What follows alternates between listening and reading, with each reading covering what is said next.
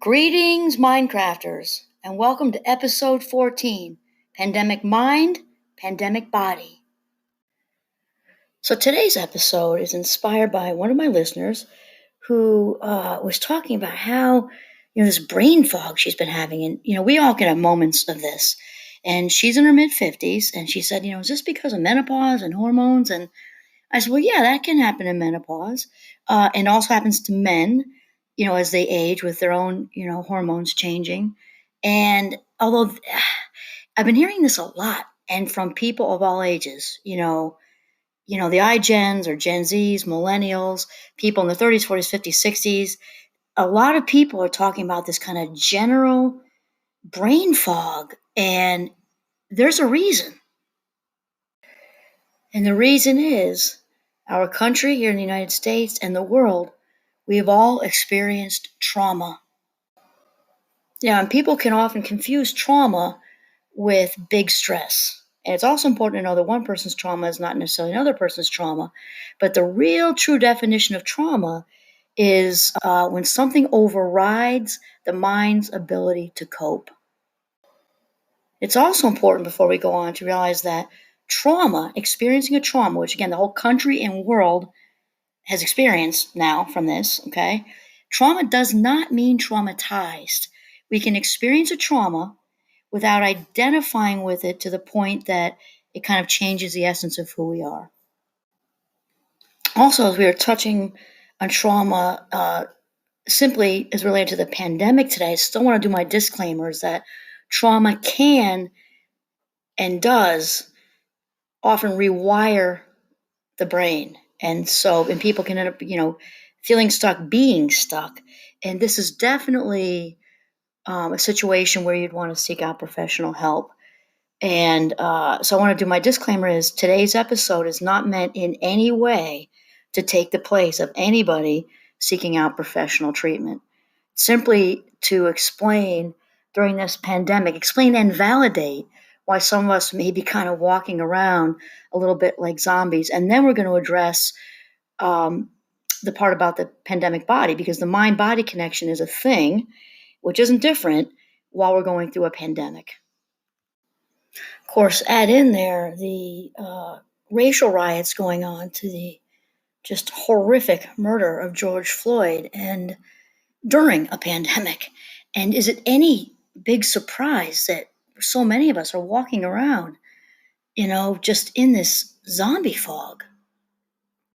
So this summer I'm teaching a trauma class for the Community College of Vermont, which I've taught before. And one of the books I use is by Rachel Goldsmith-Turrow called Mindfulness Skills for Trauma and PTSD. And it's about practices for recovery and resilience. And it's really, really good. Obviously, I wouldn't have chosen this one.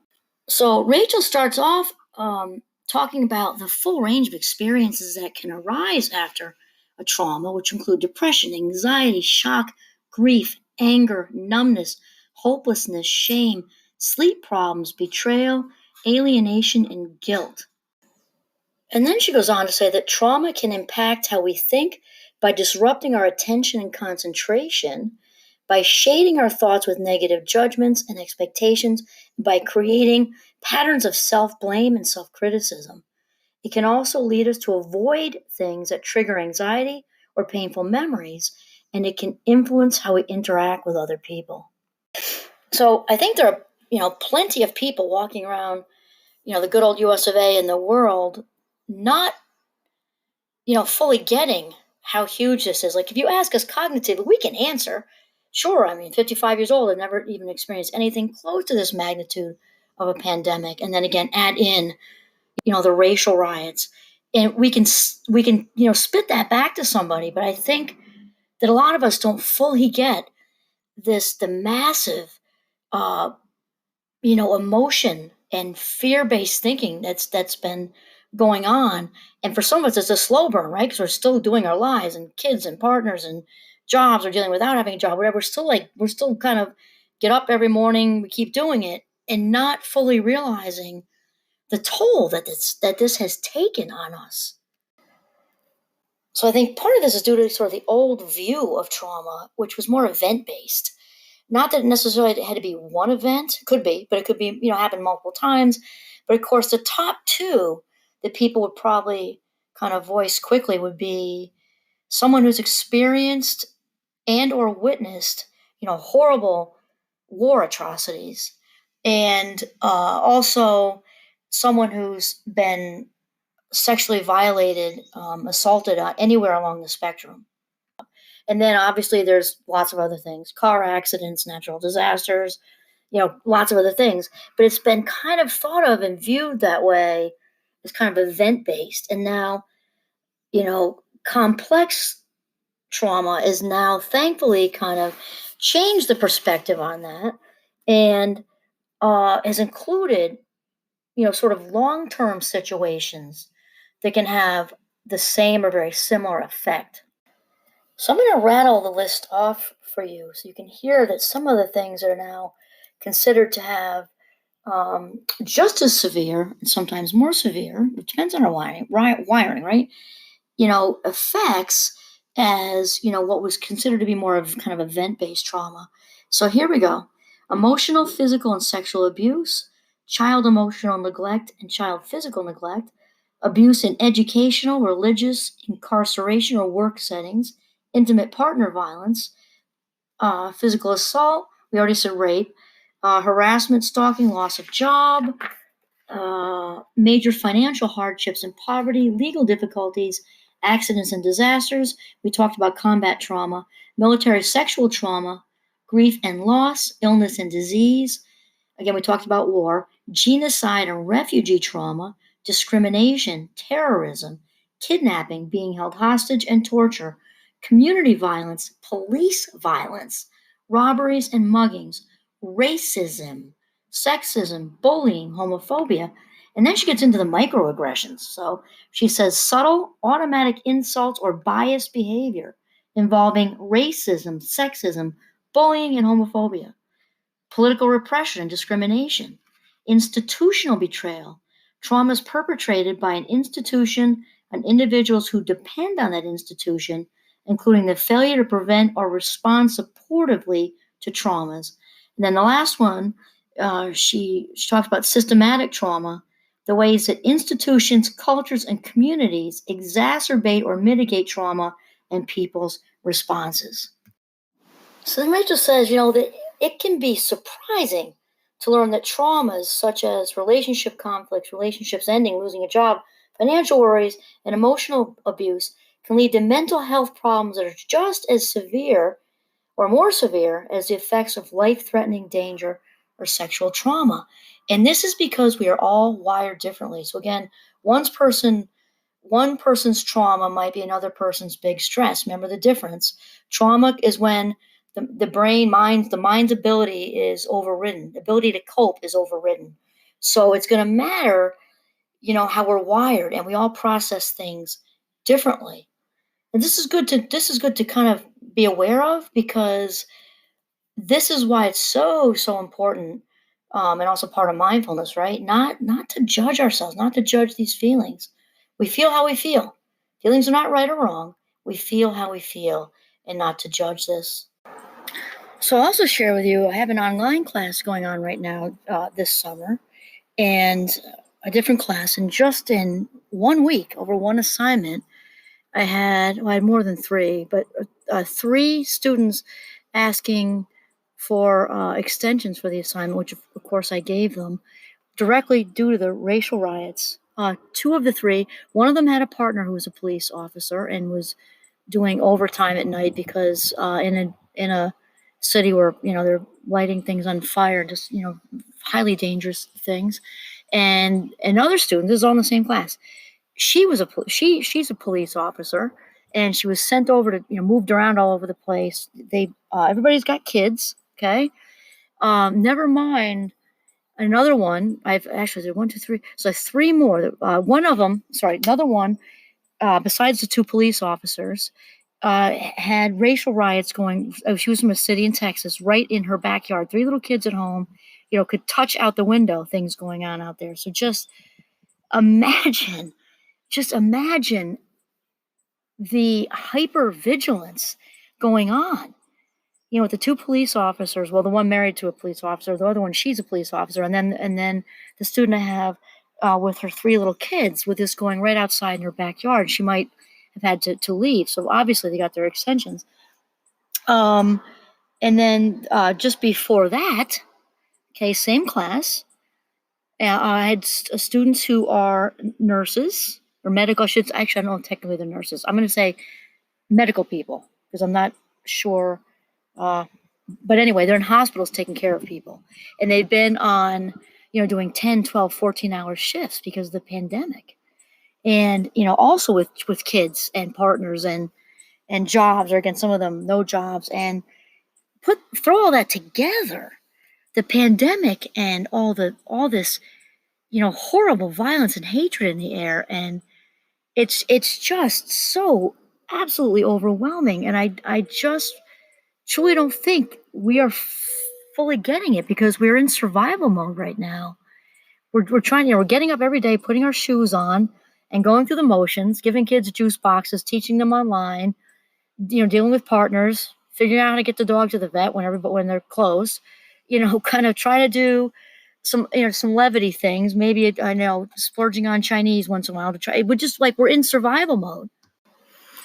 And what's important to know about survival mode from a learning standpoint, of course I've got the college idea in my head, but it doesn't matter. All of us, we're learning all day, every day. We could be, long past that stage and you're out in your job learning new things or learning new things from relationship, learning, however we're talking about learning.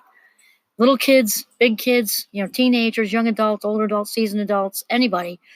The thing is, survive. We kind of, a very simplistic way, separate the brain into kind of the two parts. Very simplistic. We've got survival brain, which has also been labeled trauma brain. We'll say survival brain.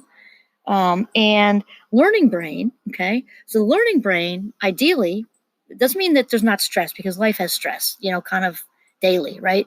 Regular stress.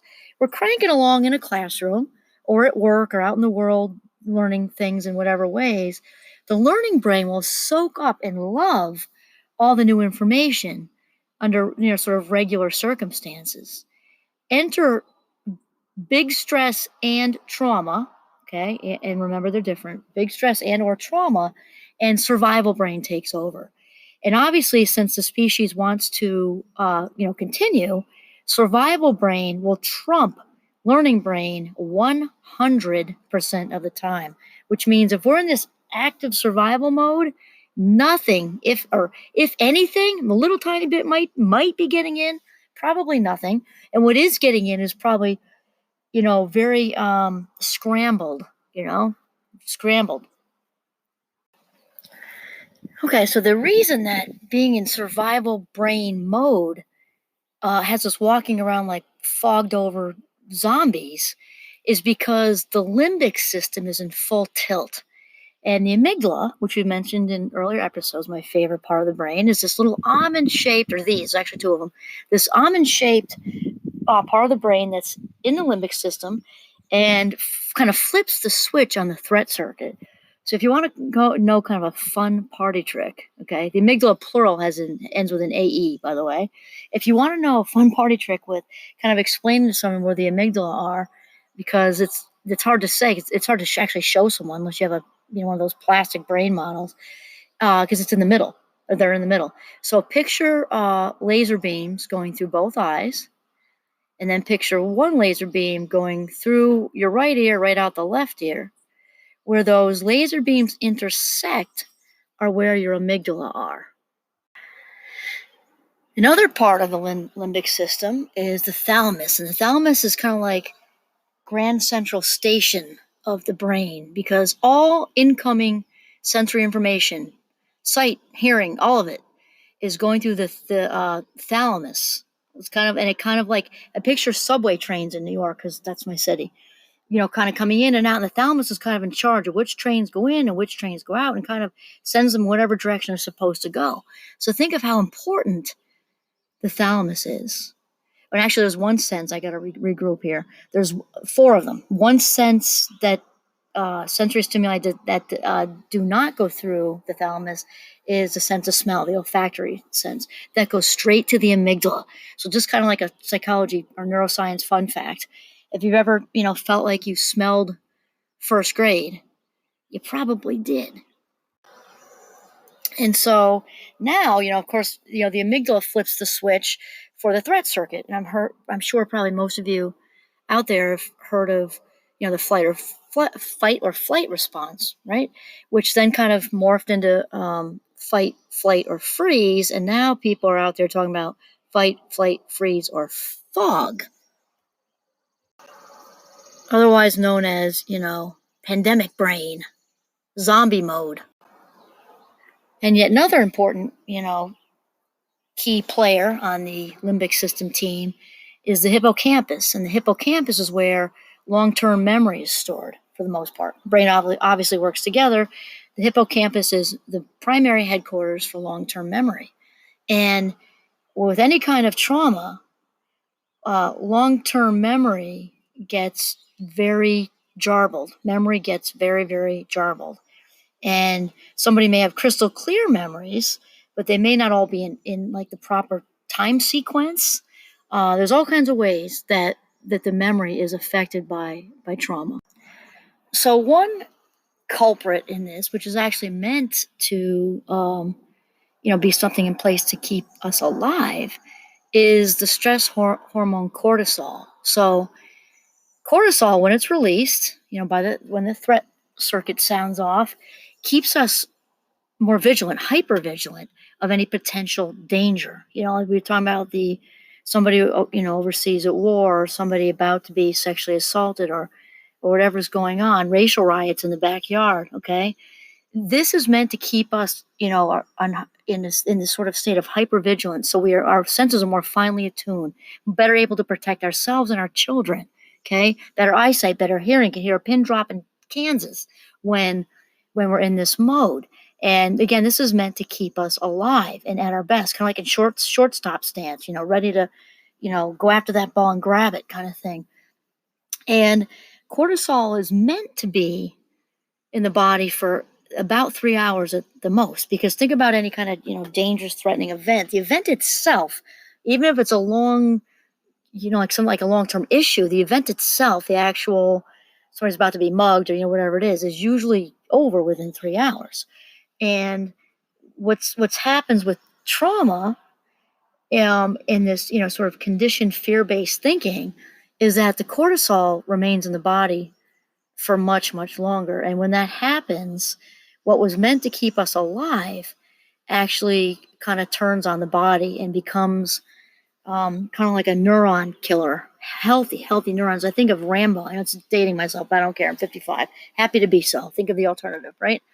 So I picture like an automatic, weapon, and it goes after especially the hippocampus. So there's a lot of, memory fragmentation, memory loss, largely due to cortisol going after healthy neurons. Okay, so we've established that the limbic system is the big enchilada here, with being sort of the, headquarters of our emotions, and also processing our fear and flipping the switch on the flight, threat circuit, and also cortisol whipping through our bodies. And that was our wonderful golden retriever, Giovanni, and just a little example of the startle response. Speaking of cortisol, and also involved with, as far as our kind of consciousness and sense of self and processing our environment, is the prefrontal cortex, the medial and dorsal prefrontal cortex. And these are also really important to understand, because we're talking about being this pandemic thing, right? Complex trauma for some and big stress for others. And these parts of the brain are responsible for kind of having a grip on our own awareness of ourself as well as our surroundings. So Bessel van der Kolk is a leading expert in the field of trauma, and he has some good stuff out there. One of his books is called The Body Keeps Score, which I actually used in one of my classes. And he talks about, what is the brain doing when we have nothing particular on our mind? And the answer is, it turns out that we pay attention to ourselves. And this default state, he calls it the default state network, or DSN. The default state activates the brain areas that work together to create your sense of self. So he talks about this, like he calls it the mohawk of awareness. So I can't help thinking, when I picture a mohawk, I can't help thinking about some poor, unfortunate freshman hockey player, after initiation weekend. So here comes a quick little brainy part here. So the mohawk is self-awareness. Picture this kind of going right up and over the head. Starting from the front of the brain, consists of the orbital prefrontal cortex, the medial prefrontal cortex, the anterior cingulate, the posterior cingulate, and the insula. And he says that in individuals with histories of chronic trauma, the same regions show sharply decreased activity, making it difficult to register internal states and assessing the personal relevance of incoming information. All right, so in addition to the brain being, just incredibly interesting, right? I could talk about it all day long and I have a bored minute, like I mentioned. It also has this kind of immediate validation thing going on, because if something's, kind of going on in the brain, then it's kind of inherently not our fault.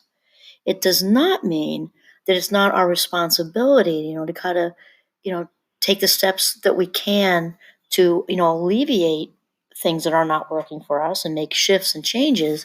But the actual what's going on is not our fault. When Bessel goes on to talk about specifically some research he did with some patients he had that had severe early life trauma, he said it was startling as there was almost no activation of any of the self-sensing areas of the brain. These are PTSD patients that he had. He said the medial prefrontal cortex, the anterior cingulate, the parietal cortex, and the insula did not light up at all on the brain scan. The only area that showed a slight activation was the posterior cingulate, which is responsible for basic orientation in space. Bessel goes on to say that there could really be only one explanation for these results, and that is that in response to the trauma itself and in coping with the dread that persisted long afterward, that these patients had learned to shut down the brain areas that transmit the visceral feelings and emotions that accompany and define terror. Yet in everyday life, those same brain areas are responsible for registering the entire range of emotions and sensations that form the foundation of our self-awareness, our sense of who we are. And he says what we witnessed here was a tragic adaptation. In an effort to shut off terrifying sensations, they also deaden their capacity to feel fully alive. So it kind of like it's therefore no huge surprise that with the disappearance of medial prefrontal activation, this can explain why so many traumatized people lose their sense of purpose and direction. And of course, this is really important to understand anyway, because we're walking around with pandemic stress, right? Pandemic brain. We're in the fog, walking around with pandemic brain, sometimes out of it, zombie mode, forgetting things, missing appointments, trying to struggle with that person's name who's right in front of us, maybe the dog's name, right? We're really out of it right now. And this is also important because just out in the adult world, approximately 40% of all grown-ups have experienced some sort of trauma even before the pandemic. Now that 40% will vary depending on where you read that, obviously, but it's a lot. And so it's very important to get this, because now that we have this complex thing going on with the pandemic and now racial riots, across the country, this can flip the switch on earlier traumatic experiences that happen, during childhood and, teenagerhood. And if you remember, way back in the beginning of this episode, we talked about, more chronic situations creating complex trauma. And we rattled off quite a list there, major financial hardships and poverty, intimate partner violence, legal difficulties, discrimination. We had kidnapping, being held hostage, torture, community violence, police violence, right? We had homophobia, sexism, and racism. And we can also remember the relationship to scarcity that we've talked about in different episodes, right? Where people, when they've experienced complex or trauma as children in any kind of way. A scarcity can go right back to a scarcity of not having enough, right? Not having enough money, worried about having enough as far as a job. We might have had a scarcity, such as myself growing up in an addicted household, a scarcity of honor, right? Scarcity of love, scarcity of positive self-esteem, and there can certainly also be, a scarcity of equality and justice. And I'd share with you that I've been listening to a podcast by a man named Resma Menikin, and he's a trauma specialist. And he's also the author of My Grandmother's Hands. I'll tell you, this gentleman is amazing. He talks about trauma becoming generational, which of course brings in epigenetics, or the merge of, genes, experience, and environment. And he talks about now this pandemic has hit Black people, he refers to as bodies of culture, very, very hard because of this generational trauma that has become decontextualized by time. Saying that historical trauma, generational trauma, persistent institutional trauma, personal trauma that's happened as a child, teenager, and adult, that time has a way of kind of removing the context from this. And Resma says that when this trauma is left constricted and it becomes decontextualized, that we shape ourselves around that. Resma talks about this generational trauma, being housed in the body. And he says for bodies of culture who have experienced this, racism-related trauma for generation after generation after generation, I believe he says 14 generations of racism-related trauma, that it becomes housed in the body because time has decontextualized this, that bodies of culture are walking around, not really, able to fully describe that. It's this feeling that just kind of sits there. Resma says that, it's almost like we're walking around with a kind of braceness, that's been infected by the white body as the supreme standard. And Resma says when he's out at a speaking engagement, and he says, bodies of culture, he said, and a Black woman, an Indigenous woman, approach him after his talk and say, thank him, just thank you for talking, explaining how this energy sits there, this generational trauma, and how they've been walking around feeling like they were crazy.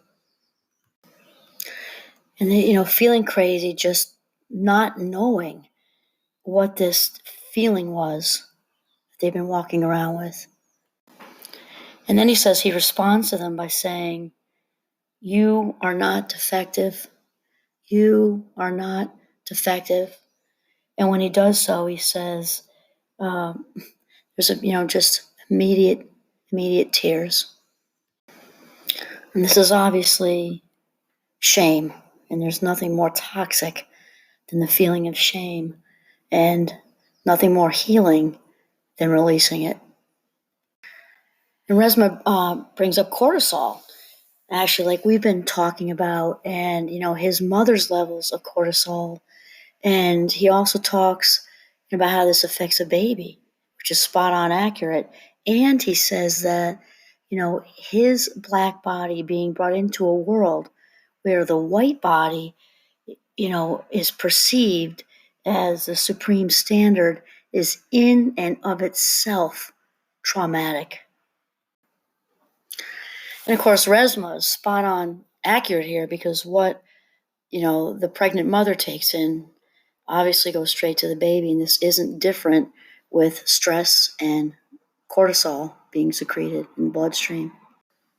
And this has me thinking of Gabor Mate, the author of In the Realm of Hungry Ghosts, and a leading expert in the field of addiction. He's absolutely amazing.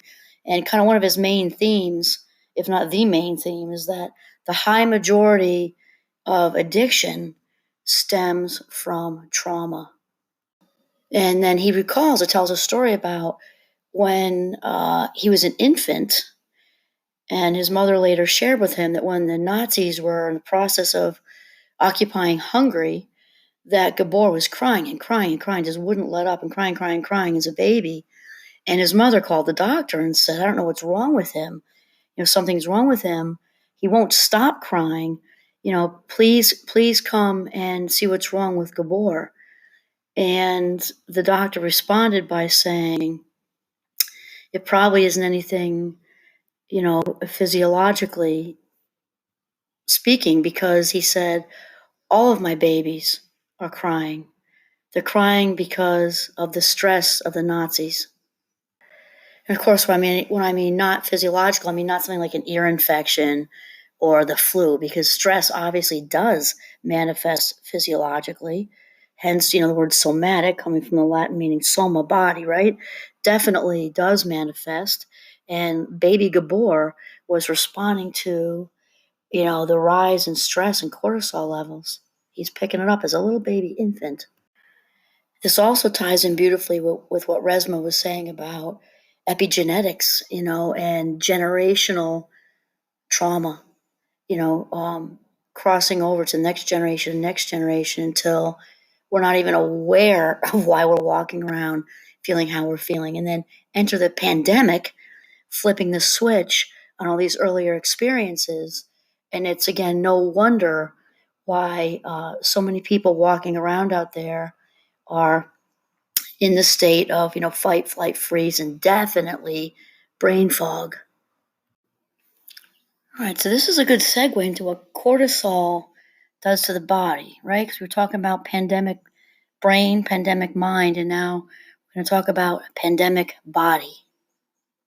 Okay, so now just remember we said cortisol, which is secreted by the adrenal glands. A little brain fun facts for you today, and body fun facts for you today.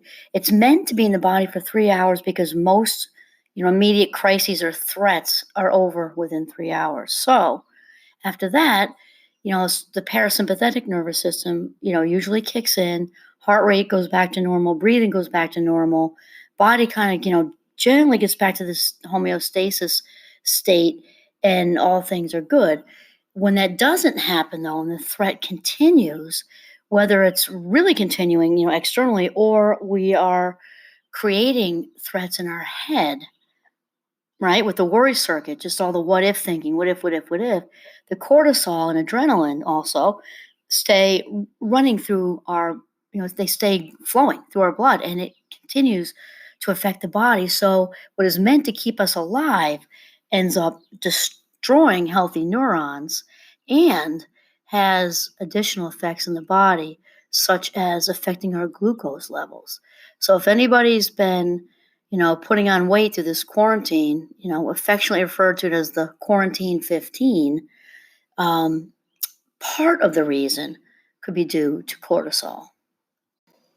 And of course, having, for some of us who have had all this time on our hands, obviously boredom, that's not even so deep. A lot of people eat when we're bored.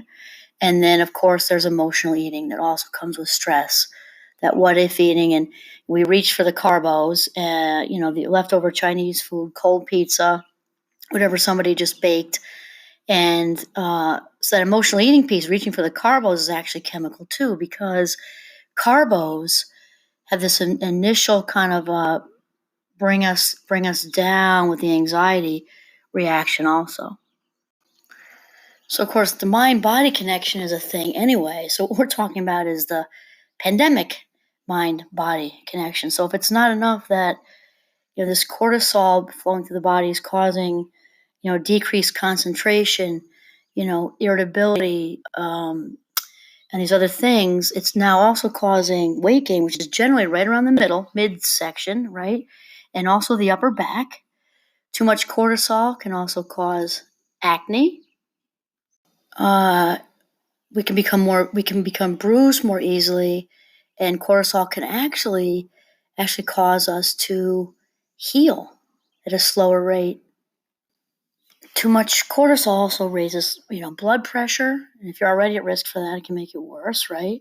Which can obviously lead to cardiac problems, strokes, things like that. So too much cortisol is not good. So, as far as talking about the pandemic, the weight gain, and this affects metabolism. So once we have this sort of, high level of cortisol thing happening due to the chronic, stress and anxiety due to the pandemic, it can become a very, very difficult, cycle to break because our body gets used to, creating the extra sugar levels and all this and overall fatigue. And it's just kind of like a vicious cycle.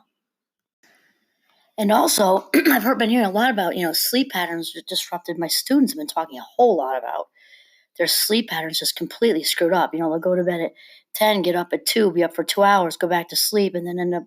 Some have been staying. One student told me fairly recently, he just can't. He has this thing with 4 a.m. He's up to 4 a.m., then he sleeps half the day, then his day's gone. And so, though obviously there can be other reasons for this, and mental health plays into it and everything else. Cortisol alone can also mess with our sleep cycles, and then and end up leading to insomnia. And then, of course, let's say whether it's coming from cortisol or somewhere else, we're saying the whole pandemic thing. Okay, so it's sleep cycles. Then, if they're messed up for a long enough time and become, roll into chronic sleep deprivation, that feeds this whole cycle even more because chronic sleep deprivation exacerbate most of the symptoms we've already talked about, right? So it messes with the hormones ghrelin and leptin, which are the hunger hormones, and how we feel satiated or how we feel hungry. Too much or sleep deprivation mimics signs of aging, weakens the immune system, which is certainly not something we need during a pandemic, and can also, roll right into symptoms of depression, even for somebody who wasn't depressed. If they become chronically sleep deprived, they can begin to show signs of depression as well. And just reminding all of you from the last or two, I forget, I think two episodes ago now, that if we can start to shift our stress mindset from one that's negative and thinking, oh no, I'm doomed, I'm going to have a heart attack at, whatever age, shift that over to realizing that stress is really pointing us into the direction of what's important to us, usually what is important to us. And when we can change the stress response into a challenge response. Instead of I'm stressed, I am challenged with whatever project or finding a new job or reaching out to this one or challenged with finding professional treatment for myself or my child, challenged with da da da da da. And also to change our words because words are so powerful, as we all know. And instead of telling ourselves, because ourselves are listening, I'm stressed about this. If you tell yourself that enough, of course, you're going to feel stressed. Instead of saying, I'm stressed about this, we can change our words, even in a fake it till you make it kind of way. Fake it till you make it, right? I'm excited about, meeting this new person, this new interview, this new job. I'm excited about talking with my boss about coming back to work. I'm excited about, and change those words will really, really help. So, one thing that can help with all of this is to listen to the previous podcast on the stress response. To have a positive learn to have a positive stress response will help significantly with this, right? Because the mind is in control here. Thoughts come first and feelings come second. So, and in no way am I saying that it's easy at all. And remember the disclaimer that none of this is meant to be in place of professional treatment. And at the same time, if we can learn, first of all, realize that thoughts come first and feelings come second, we can realize that we can take charge of our thinking and become the boss of our brain. As far as a sleep situation, I realize, with now we have 5 young adult kids. For those of you out there, kind of surviving through this whole thing with small children, maybe even had a baby during the middle of it, I realize trying to take a nap might be, a pipe dream. You might have a better chance of, landing on Mars and colonizing it for all of us. But if it's possible, if you have a partner, sister, brother, mother, somebody who can, even take an hour and just an hour or even an older child, a teenager who you can trust to just take, a small time to take a nap or even just rest your eyes. That is one way to help. And here comes, the biggest one. Exercise is definitely the number one. You can't go wrong. Even if, you think, oh no, I haven't exercised in so long, or oh no, and it can be very, very difficult for someone who has not exercised in a long time to kind of get up off the couch or, out of the chair and get going. It can be very, very difficult. And you can do it, especially if it's hard for you, team up, ally with somebody who also wants to get out there. Even if you just start walking, it's huge for the mind and body. Exercise is gigantic for keeping our memory, very healthy and alert, all the way through our older years. Obviously, you can't control for, getting dealt that card for dementia or Alzheimer's or something, but let's just say that's not the case. Memory can really, really, really, really be enhanced by exercise.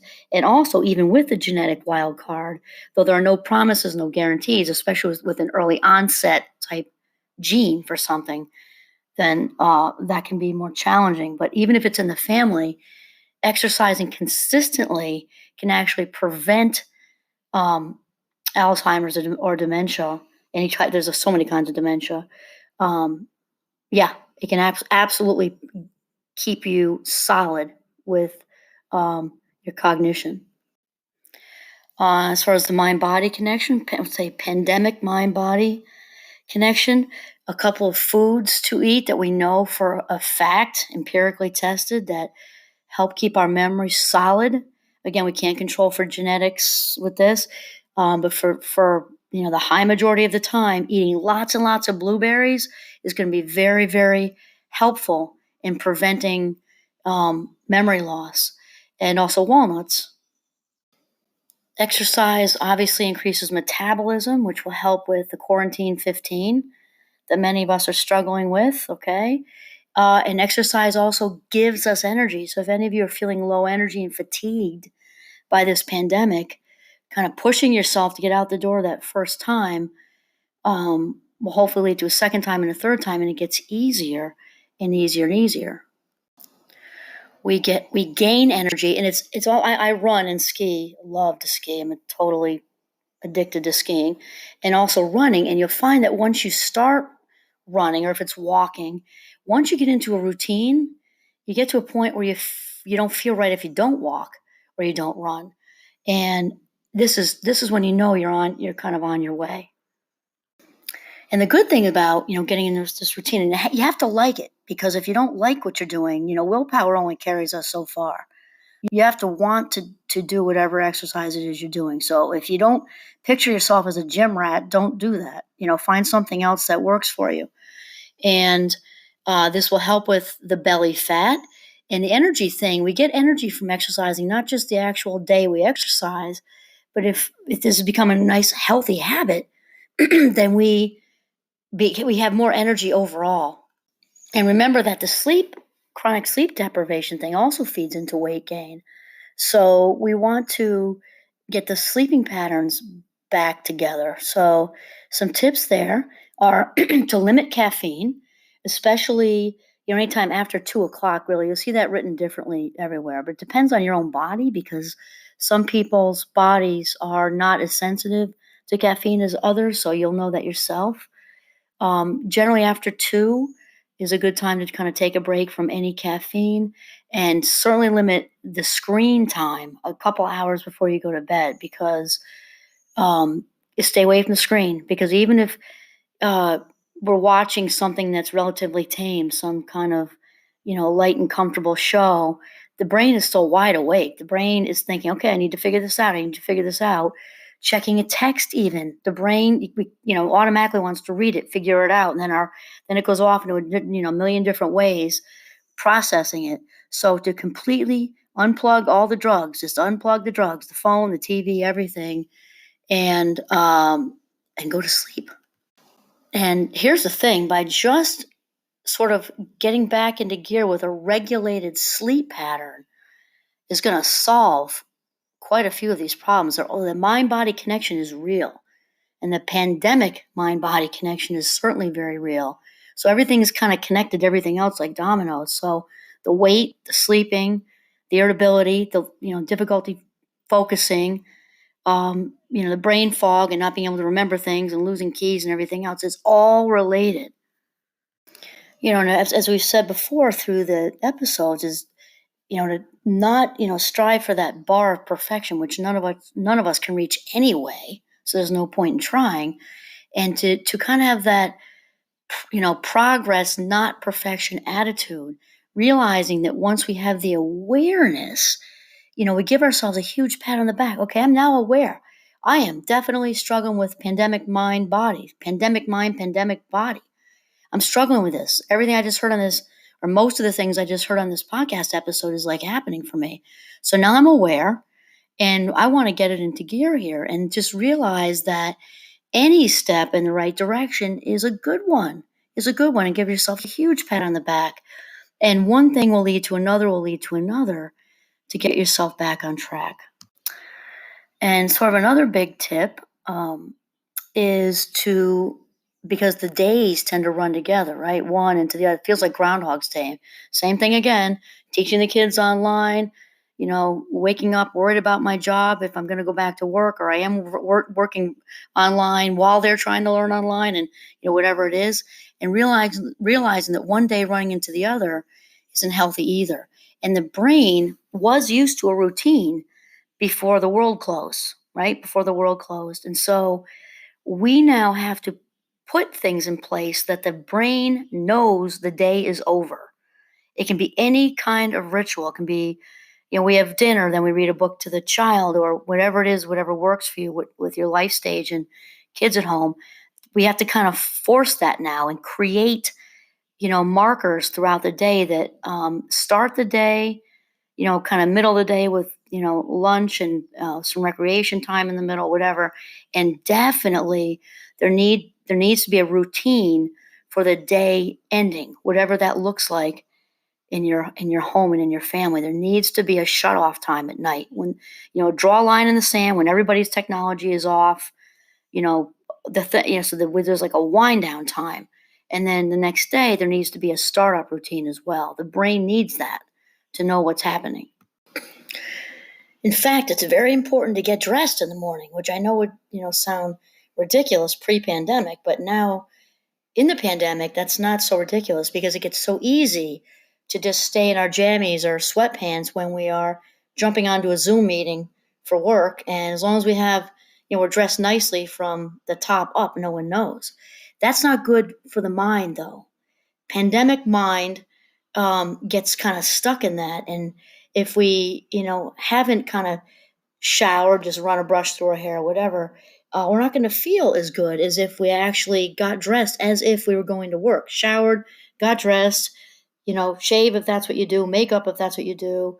Do that like you would if you were going into the office or school or whatever you're doing, and you will feel a whole lot better. And then, of course, as you all know, I'm a big fan of mindfulness, and mindfulness is so beneficial in so many ways. And certainly during a pandemic, with pandemic brain and pandemic body, this is a great time to start to get into it, right? And this begins with very deliberate breathing, just in and out. It can be with whatever we're doing. We could be reading a book to our child and practicing mindfulness at the same time, being with our child, immersed in Dr. Seuss, breathing in deeply and breathing out deeply. Because when we breathe in deeply with intention, it's an immediate reset, bringing the mind back into the body. So it brings us out of what if I don't get my job back? What if my partner doesn't get my job back? What if I don't find a partner? What if the kids don't go back to school in the fall? Or if they do, what if it's twice a week and I don't have childcare? What if I can't get childcare? What if childcare closes? What if? That deep breathing brings us right back into our body. The mind and body are one together. And we have an immediate reduction in anxiety. Even if it's just brief, we have an immediate reduction in anxiety. And the other thing, during this pandemic with the world closed, now just starting to open up, and with kids home and learning online, or with college students home, or college students without jobs now, because those are tough. If we have time to walk with our young adult or whatever, be mindful. And this time is going to go. It's going to go. It might feel so stressful right now, and it is. And also, we're having kids at home when they wouldn't have been. Of course, now it's summer, so they would have been anyway.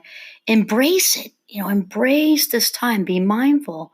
If everybody's home and a partner wasn't home and now he is or she is, to take some time, be mindful, be in that moment, and enjoy them. In fact, it's very important to get dressed in the morning, which I know would sound ridiculous pre-pandemic, but now in the pandemic, that's not so ridiculous because it gets so easy to just stay in our jammies or sweatpants when we are jumping onto a Zoom meeting for work. And as long as we have, we're dressed nicely from the top up, no one knows. That's not good for the mind, though.